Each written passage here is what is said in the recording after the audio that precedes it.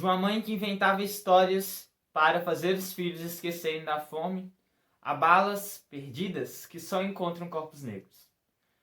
Hoje nós vamos conversar sobre Olhos d'Água, o livro de Conceição Evaristo, que traz a realidade em textos curtos.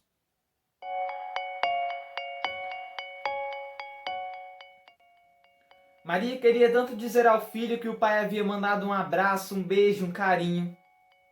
E assim termina o conto Maria. Quando vocês se depararem com esse livro em qualquer biblioteca, em uma livraria, em algum site para compra, leiam, comprem, façam o possível para divulgar essa obra, porque ele é um livro muito necessário. Todos os contos desse livro retratam histórias muito curtas, às vezes de 2 páginas, mas que ao mesmo tempo são grandiosas, porque retratam a realidade do Brasil.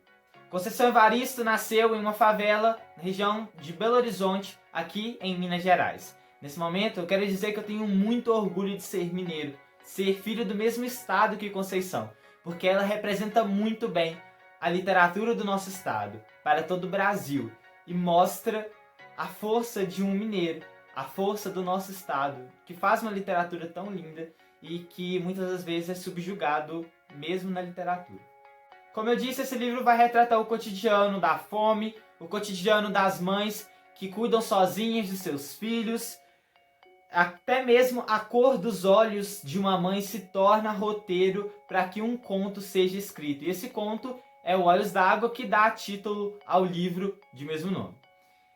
É muito intenso a leitura desse livro, é uma leitura muito intensa, sabe? Os sentimentos que ele vai te causando é como se você fosse bombardeado a todo tempo, com histórias que, como eu disse, são curtas e são reais. Esse livro ele faz um paralelo, como se fosse uma linha muito tênue, entre o clássico do século passado e entre o contemporâneo de hoje, sabe?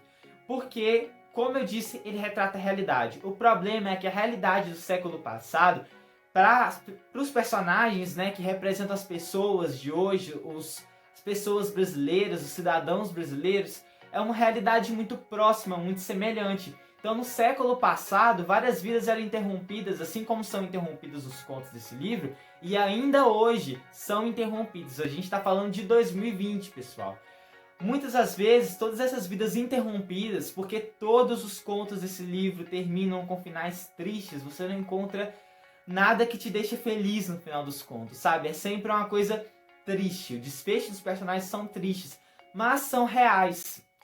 É essa a realidade, sabe? E o que está acontecendo em cada um desses contos é o que está acontecendo agora, no exato momento em que eu estou gravando esse vídeo, em alguma comunidade brasileira. Daí a preocupação, daí a necessidade de indicar esse livro, de chamar as pessoas a atenção, chamar a atenção das pessoas para esse livro e falar: leiam Conceição Evaristo, conheçam a obra dessa mulher. Eu preciso dizer que se você tem interesse então em comprar esse livro, já adianto que o link para a compra está aqui na descrição do vídeo. Comprando por esse link você ajuda o meu trabalho, você ajuda o meu projeto de espalhar livros pelo Brasil e não paga nada a mais por isso. Então é um jeito bem legal de apoiar o meu trabalho e me ajudar a continuar espalhando livros pelo Brasil. E se você não pode apoiar dessa forma, apoie compartilhando aí, manda esse vídeo no grupo da sua família e fala: galera, assiste o vídeo do Daniel.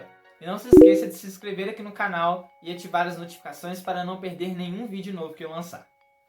Olhos d'Água tem um poder de problematização muito grande. Um dos temas que é problematizado ao longo do texto, e eu pude perceber isso, é a objetificação dos corpos negros. E a partir desse tema, outros temas são problematizados, né?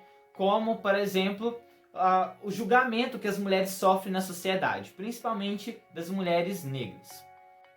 A partir daí também temos a problematização de um outro tema, que é a descoberta da sexualidade aí para as crianças, adolescentes, por aí. Além de tudo isso, a Conceição aborda nos contos a prostituição, então a introdução das pessoas a esse universo que infelizmente é muito real. Um dos temas que para mim foi mais pesado foi o abandono das crianças, porque é um tema muito sério que às vezes a gente esquece. De vez em quando, eu sou uma das poucas pessoas que ainda usa o Facebook. E lá no Facebook, de vez em quando, tem uma galera que tá lá defendendo a proibição do aborto e por aí vai. Eu queria muito que todas essas pessoas lessem esse livro, de verdade.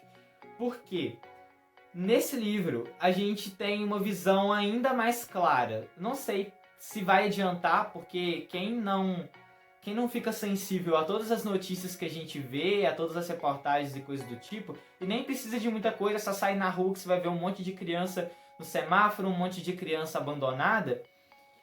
Quem não se problematiza a esse tipo de coisa na vida real, talvez não consiga se sensibilizar com um conto.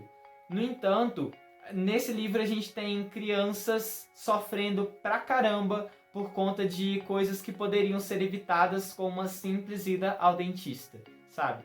É muito triste mesmo. Eu, de verdade, nunca tinha lido nada dessa forma. Apesar de que eu já fiz a leitura de Quarto de Despejo da Carolina Maria de Jesus. E inclusive o livro foi resenhado aqui no canal. Então quem quiser assistir, só clicar no card que vai aparecer aqui em cima.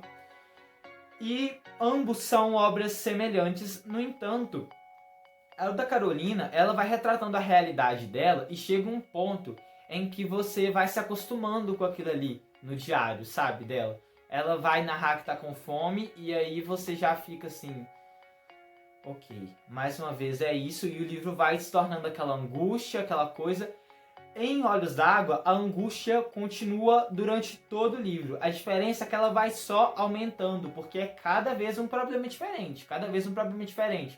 Todo conto aborda um tema diferente, apesar de em alguns momentos ter retomadas, mas aborda um problema diferente, te faz refletir sobre aquele problema e, de certa forma, te dá um soco, porque você vê que muitas das vezes a gente não está fazendo nada para mudar o que está acontecendo.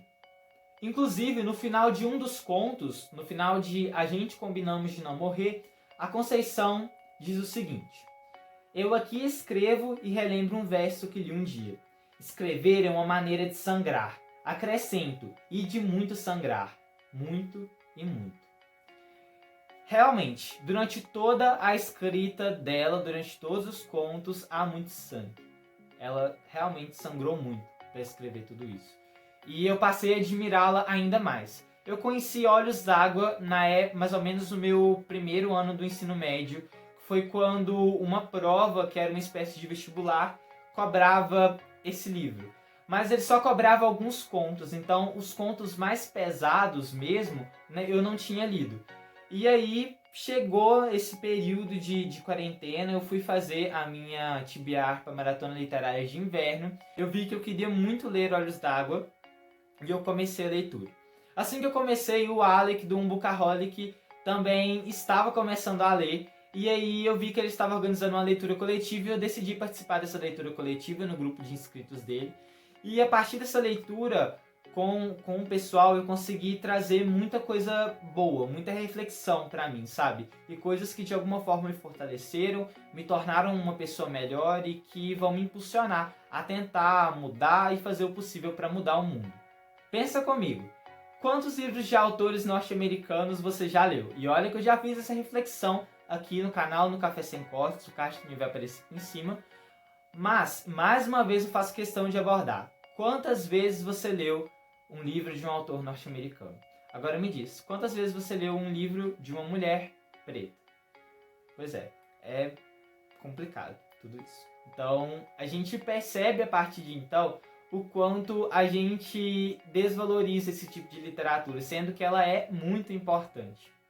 Uma reflexão muito importante para mim nesse livro foi o momento em que eu pude reconhecer ainda mais os meus privilégios como homem, hétero e branco.